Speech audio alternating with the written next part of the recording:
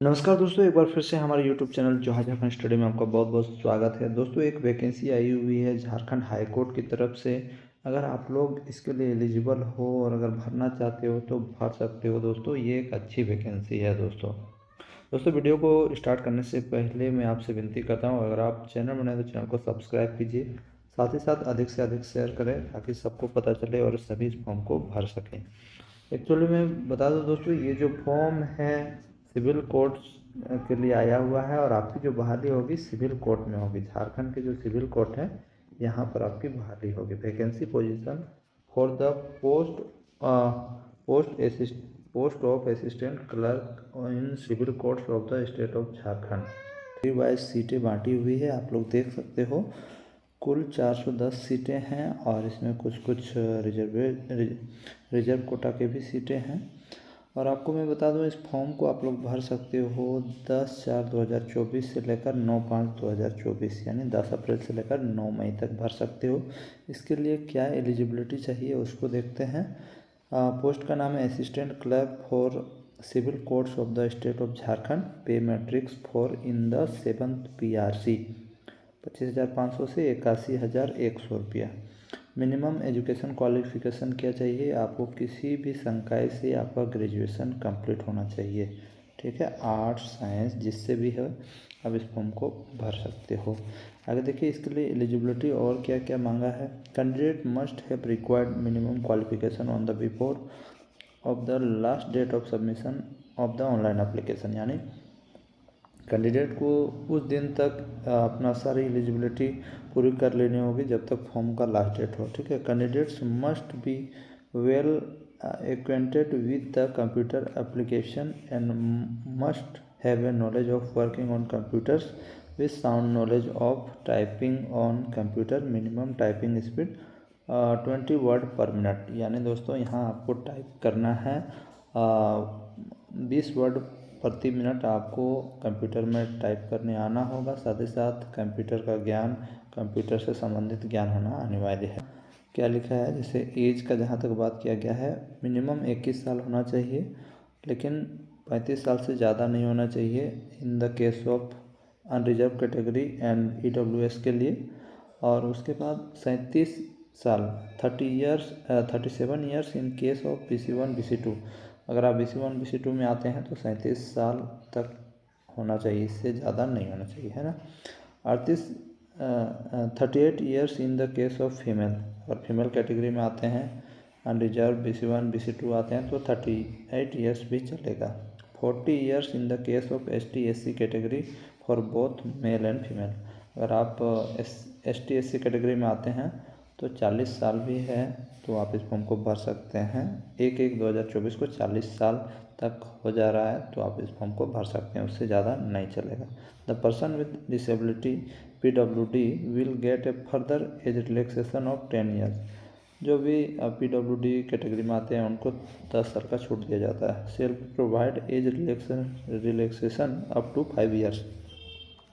कोई भी एक सर्विसमैन रहा है तो उसको 5 साल का इसमें छूट दिया जाएगा एज लिमिट में। चलिए ये कुछ देखिए, 7वां नंबर इंपॉर्टेंट है। Merit list will be prepared on the basis of marks obtain in written test and interview. इसमें मैं आपको बता दूं, आपका रिटन टेस्ट होगा और इंटरव्यू होगा, उसके अनुसार आपका मेरिट लिस्ट बनेगा। Candidate must fill only one application for the post of assistant clerk in civil courts of the state of Jharkhand, यानी एक से ज़्यादा नहीं भरना है, एक ही भरिएगा। दोस्तों, इसमें आपको रेजिडेंशियल सर्टिफिकेट भी अपलोड करना होगा, जो कि आपका यहाँ पर मैं बता दूँ 2/6/2016 से लेकर 19/7/2019 तक यदि आपके पास SDO लेवल का है तो चलेगा, ठीक है। क्या समझे आपको? 2/6/2016 से लेकर आपका 19/7/2019 तक यदि आपके पास SDO लेवल का सर्टिफिकेट बना हुआ है तो ये चलेगा।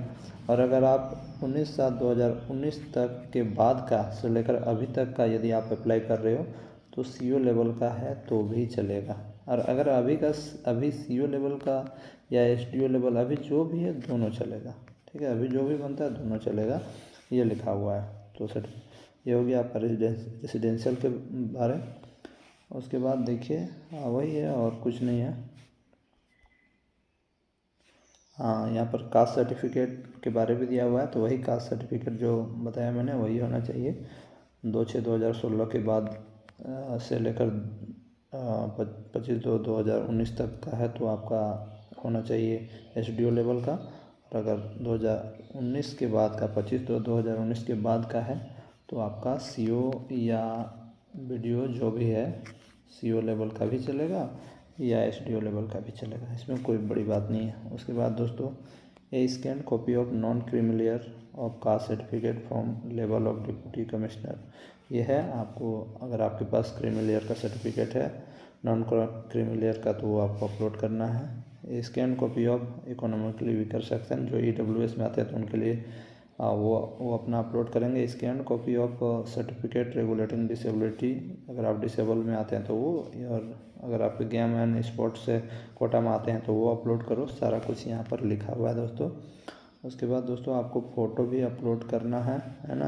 आपका colour scan photograph of applicant, जो कि 10 से 50 KB होना चाहिए, JPG फॉर्मेट में होना चाहिए। Applicant signature in black ink, आप जो सिग्नेचर करोगे वो ब्लैक कलर का होना चाहिए, जो कि 10 से 50 KB होना चाहिए।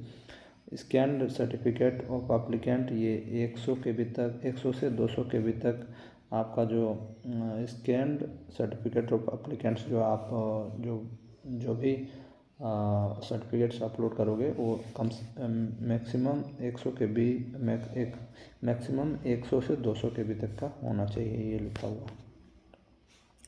फॉर्म भरने के लिए आपको 500 रुपया लगेगा दोस्तों, अगर OBC 1-2 में आते हैं, और अगर आप ST/SC कैटेगरी में आते हैं तो 125 रुपया लगेगा।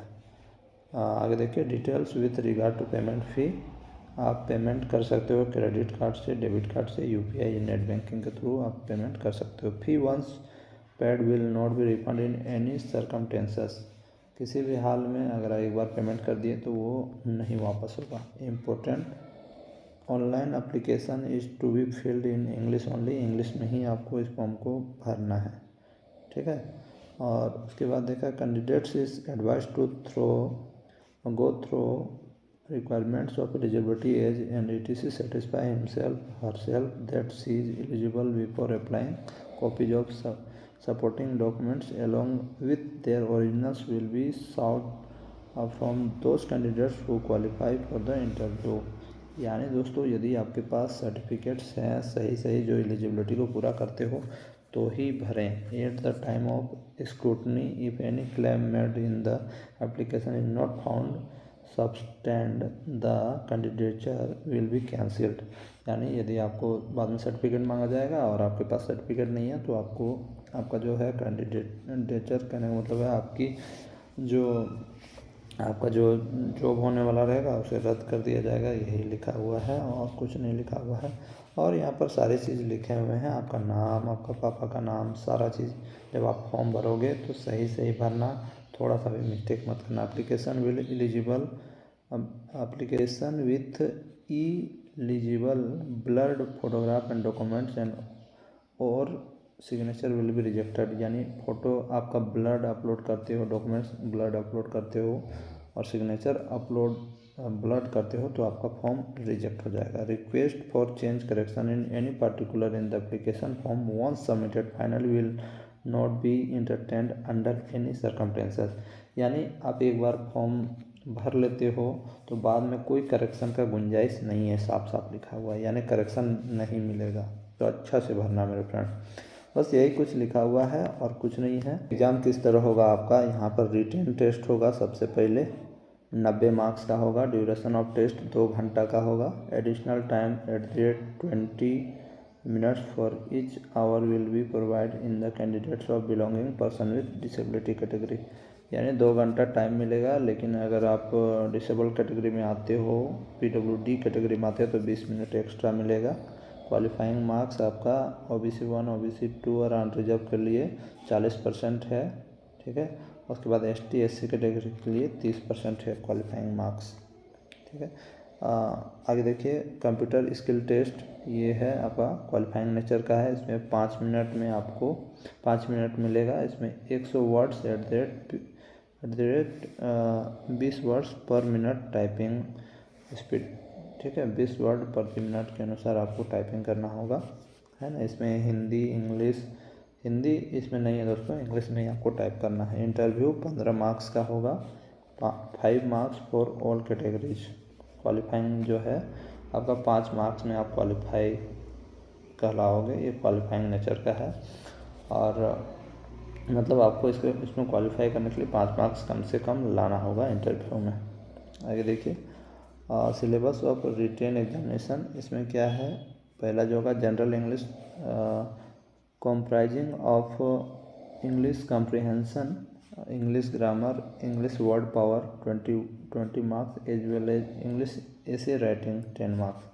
यानी इसमें कॉम्प्रिहेंसन रहेगा दोस्तों, और इंग्लिश ग्रामर रहेगा, और वर्ड पावर से रिलेटेड 20 मार्क्स का क्वेश्चंस रहेंगे, और इंग्लिश ऐसे राइटिंग भी रहेगा। ऐसे राइटिंग आपको 10 मार्क्स मिलेगा, 10 मार्क्स ऐसे राइटिंग का रहेगा।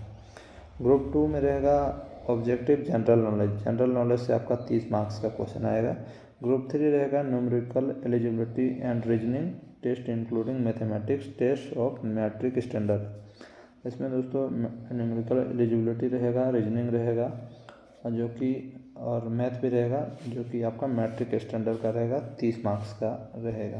कंप्यूटर स्किल टेस्ट बाद में होगा दोस्तों, है ना, जब आप क्वालिफाई हो जाओगे इसमें। उसके बाद computer skill test shall be qualifying nature. The merit list will be candidates for the purpose of the appointment may be prepared on the basis of written test will be followed by the test of working on the computers and knowledge of typing computers and interview। ठीक है। Only the candidates getting the qualifying marks in written test shall be called for computer skill test and interview। यानी आप written test pass हो जाओगे, उसके बाद आपको computer skill के लिए बुलाया जाएगा, टेस्ट के लिए और इंटरव्यू के लिए। The candidates will be asked type passage. आपको एक पैसेज टाइप करने के लिए देगा, जो कि 100 word @20 words per minute and to save same on computer at the particular location. आपको टाइपिंग करने के लिए दे देगा और बोलेगा किसी एक पार्टिकुलर जगह पे उसको सेव करना है। ये आपका टेस्ट किया जाएगा। तो यही है दोस्तों, इस फॉर्म को यदि आप लोग भरना चाहते हो तो भर दो, और इसका PDF यदि आप चाहते हो तो आप हमारे टेलीग्राम ग्रुप में जुड़ जाना। मैं लिंक मैं नीचे दे रहा हूँ, और वहाँ से इसको डाउनलोड करके आप लोग अप्लाई कर देना। ठीक है दोस्तों, मिलते हैं नेक्स्ट वीडियो में। तब तक जय हिंद, वंदे मातरम, जोहार झारखंड।